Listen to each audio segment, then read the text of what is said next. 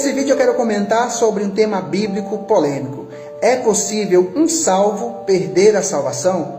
Essa é uma pergunta que não pode ser respondida simplesmente dizendo sim ou não.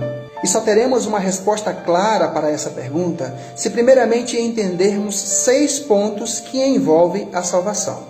Primeiro, precisamos entender o que é salvação. Segundo, do que somos salvos. Terceiro, por que necessitamos de salvação. Quarto, como se tornou possível a salvação. Quinto, por meio do que e de quem somos salvos. E sexto, para quem a salvação se torna uma realidade. Salvação na Bíblia é absolvição. E ser absolvido é ser livre de uma acusação ou condenação.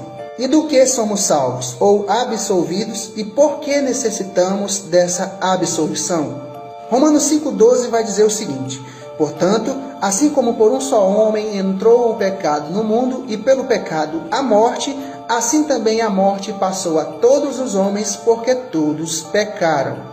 Todos os homens, por natureza, merecem a morte eterna, que vem pelo pecado, que por sua vez é a transgressão da lei, como diz 1 João capítulo 3, verso 4. Logo, necessitamos da salvação porque todos nós estamos debaixo de uma mesma condenação, que é a morte eterna. E como se tornou possível a salvação e por meio do que e de quem vem a salvação? Romanos 5, 17 a 19 nos revela o seguinte: se pela ofensa de um e por meio de um só reinou a morte, muito mais os que recebem a abundância da graça e o dom da justiça reinarão em vida por meio de um só, a saber, Jesus Cristo.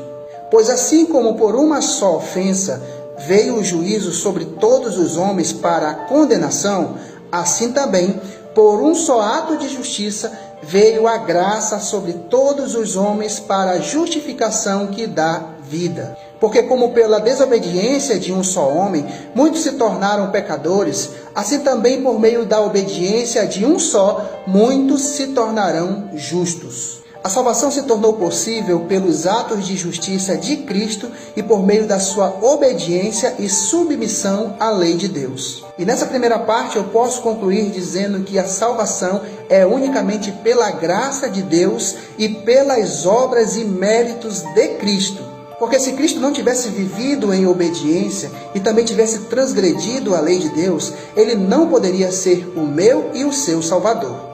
E assim todos nós estaríamos perdidos eternamente. Portanto, a salvação é dada unicamente por Cristo Jesus. E até a